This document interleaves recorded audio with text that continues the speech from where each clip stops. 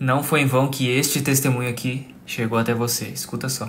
Cheguei num culto, Deus pegou uma pastora e disse: Ingrid, você tá firme com Jesus?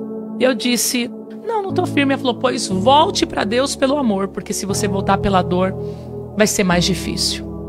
E naquele momento, eu virei as costas e falei comigo: quem essa pastora pensa que ela é para falar que eu vou voltar pela dor? Deus vai me obrigar a voltar para a igreja? Deus vai fazer com que eu entre na igreja numa cadeira de roda, em cima de um leito, de um hospital? Que Deus vai pôr a mão na minha vida? Eu não sou obrigado, eu não quero ir para a igreja agora. Eu não tenho tempo, eu sou nova. Eu tenho uma vida pela frente. E olha o que fizeram comigo na igreja. Expuseram uma falha minha, um pecado meu. E aí foi quando, passado-se esse tempo, o Richard chegou da escolinha, da creche, na época, 2 anos e meio. E naquele dia eu trabalhava numa cafeteria e eu trouxe um produto químico para limpar a casa, só que eu trouxe num copo plástico.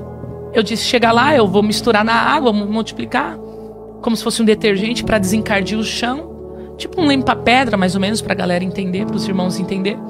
E eu tava com um amigo que veio conversar comigo, vizinho, e eu derrubei aquele produto e restou só um restinho. Eu falei: não, mas esse restinho aqui dá para mim pôr no balde e lavar a casa. E eu cheguei e eu deixei. O Richard chegou da creche, desceu. Quando ele desceu, ele ficou lá embaixo e aí eu desci depois. Quando eu desci depois, o Richard já estava caindo, desfalecendo, que ele não sabia falar ainda muito bem, porque ele tinha só 2 aninhos e meio. E ele gritava: tá queimando, tá queimando, tá queimando. E o meu filho vomitando muito, muita baba, muita saliva e muito sangue. E aí eu liguei para o SAMU falou: não induza o vômito, leva ele para o primeiro hospital. Levei ele para o primeiro hospital. O hospital falou: se ele tomar uma gelatina, se ele comer aqui, ele tá de alta. Eu queria voltar para minha rotina, porque quando a gente começa um processo de tratamento pela parte do Senhor, a gente acredita que vai acabar na nossa hora, no nosso tempo. E uma vez que você entra no processo de Deus, não tem como você sair. É só quando Ele determina. Tem prazo de início, mas tem prazo de término. E é o Senhor quem decreta. E ali eu falei assim: não, Richard, tem que comer. Não dá para fazer nada, não, porque aqui a gente não tem os equipamentos para fazer os exames. Vamos dar alta para ele. Deu alta, nós voltamos para casa. O Richard passou a noite toda agonizando de dor, gemendo de dor. Um bebê de 2 anos e meio de idade. E eu fui trabalhar no outro dia. Quando eu fui trabalhar no outro dia, eu senti aquele aperto no coração de mãe. E aí eu liguei para minha mãe e disse: mãe, como que o Ri tá? Ele já mamou? Ela falou assim: não, ele não mamou. E ele tá babando aqui, ele não tá comendo, ele não tá ativo, ele só tá deitado. Quando eu cheguei em casa, eu pedi pro meu patrão me liberar. Cheguei em casa, peguei o Richard e fui levar ele na Santa Casa, um hospital referência aqui na capital de São Paulo. Hospital escola, maravilhoso. Quando eu cheguei lá, eles levaram o meu filho pro setor da endoscopia. Eu fiquei lá embaixo, como se nada tivesse acontecido. E o Richard desceu numa maca de um hospital, cheio de equipamento. Levaram o Richard para uma enfermaria e disseram: nós não sabemos ainda o que seu filho tomou, mas o que ele tomou queimou a boca, a garganta, o esôfago e o estômago. E deu queimadura de 3º grau. Ele vai ter que fazer exames a bases muito fortes, vai ter que tomar remédios fortíssimos a bases de morfina e endorfina, porque grande é a dor. E amanhã sai o laudo da endoscopia. Que produto que foi esse que ele ingeriu? Porque foi um acidente doméstico. E ali o meu chão caiu. Quando o chão da gente cai, a gente não se preocupa quem está olhando, quem está tendo. Por isso que quando eu entro na presença de Deus, eu não preocupo quem está, se estão preocupados com a minha roupa, se estão preocupados com a minha forma de adorar. Eu sei como eu estive dentro de um hospital com meu filho desenganado pela medicina. Porque Deus falou que tinha uma marca, um chamado da minha vida, e não quis receber. E naquele dia, eu entrei naquele banheiro e falei: Deus, toca em mim, mas não toca no meu filho. Mas já era tarde demais. Deus permitiu, porque Deus não tenta ninguém, não faz mal a ninguém, mas Deus tirou a mão dele de proteção e permitiu as trevas tocar. Não matou, porque os médicos disseram: era para o teu filho ter morrido, mas ele não morreu. E aí no outro dia veio o laudo médico: o que o seu filho tomou, Ingrid, foi só da cáustica. E naquele momento eu falei: vamos lavar, vamos fazer lavagem de carvão. A médica disse: não tem como fazer lavagem de carvão, porque soda cáustica é um produto corrosivo. E digo mais: o seu filho nunca mais vai poder comer pela boca.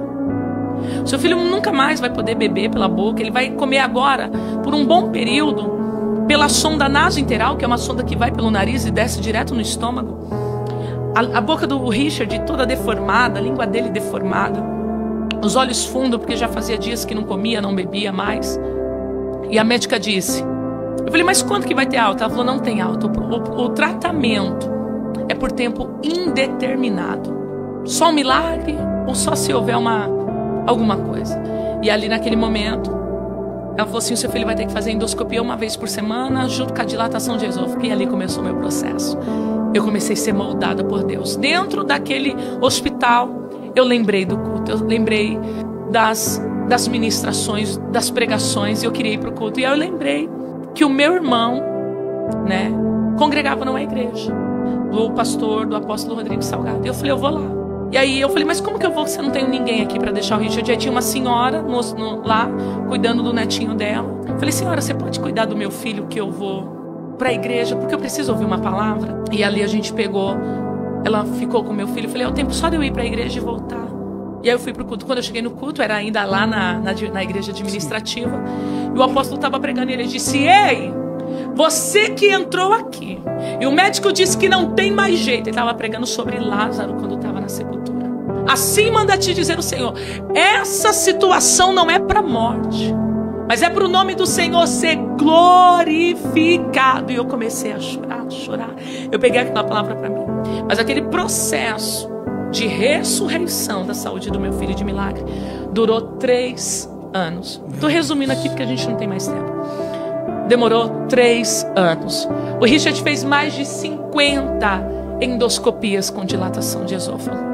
Eu perdi o emprego. Isso tudo muito nova, tá? Isso eu estava em meados de 15 para 16 anos de idade. Não tinha mais como trabalhar, precisava terminar meus estudos, estava no ensino médio. Richard saiu da creche, tinha que ficar 100% para ele. E agora, como que sustenta uma criança e uma adolescente? Mãe. E naquele momento foi a minha mãe que me deu um dos maiores amparos. O meu tio que morreu de câncer, salvo, batizado num leito de hospital, porque eu falei, Deus, o Senhor falou que ia salvar toda a minha família. Deus falou, salvar não significa manter vivo aqui nesse plano físico. Salvar é manter vivo e em paz nesse plano espiritual. Meu tio, mesmo alcoólatra, é ele quem comprava o leite do Richard, é ele quem comprava as comidinhas para o Richard comer no equipo da sonda. Era ele quem comprava as coisas. E aí eu voltei para a igreja pela dor, do jeito que a pastora falou. E eu orava muito para Deus curar meu filho, e Deus não curava meu filho. Eu lembro uma vez sentada lá, onde a gente comia com o apóstolo, terminava os cultos, né, de manhã, ele fazia o almoço para a gente comer. Isso eu nunca contei para ninguém. E se tiver alguém assistindo da Pleno, recebe esse testemunho. Às vezes eu ia para o culto de manhã, porque eu não tinha o que comer em casa. E às vezes eu saía da minha casa e atravessava a Avenida 1 a pé com o Richard no colo. Era a forma que Jesus me fisgou pela isca. O apóstolo, um pastor, nunca negou nada. A gente sentava, a gente comia. E eu ficava para o culto da tarde. Eu ficava no culto da tarde. Aí eu comia, algum irmão pagava alguma cantina para mim. E eu ficava para o culto da noite. E Deus não curava. E um dia o apóstolo falou assim, começa a apresentar a comida do teu filho, começa a consagrar a comida do teu filho, começa a agradecer, porque houve uma melhora. O Richard saiu da sonda e começou a comer pastoso, mas entalava muito. E aí foi quando eu comecei a buscar e eu me tornei obreira da casa do Senhor. Irmã Marlene, na época ela conduzia o louvor da tarde da bênção. Eu na porta da igreja, ela falou assim, por que você não vem ajudar a gente na tarde da bênção? E aí eu lembrei da igreja que havia me excluído porque eu tinha caído em pecado, do irmão que compartilhou uma queda minha, quebrando uma ética. Mas eu entendo, não tinha sabedoria. E perdoei ele. E eu comecei a fazer a obra. E então eu parei de pedir para Deus curar o meu filho. Eu tinha pouca condição financeira, bem dizer nada, eu não tinha nada. E às vezes eu ia para o culto lá na Pleno. E eu pegava o irmão e dizia, me empresta. R$6 na época, a passagem era R$3. Me empresta R$6 para mim levar meu filho. Aí eu tinha que explicar toda a história. Era como se Deus sempre me levasse para o Val de Jaboque. Era como se Deus sempre me levasse para o Peniel para ter um encontro comigo. Às vezes o irmão não me emprestava R$6, ele me emprestava 10. Sobrava R$4. Eu falava, o que eu vou fazer com esses R$4? Vou guardar para a próxima passagem? Vou comprar uma fruta e um legumes para o Richard comer? Vou comprar um lanche para mim, porque eu vou passar o dia todo no hospital? Isso com 16 anos de idade para 17 anos.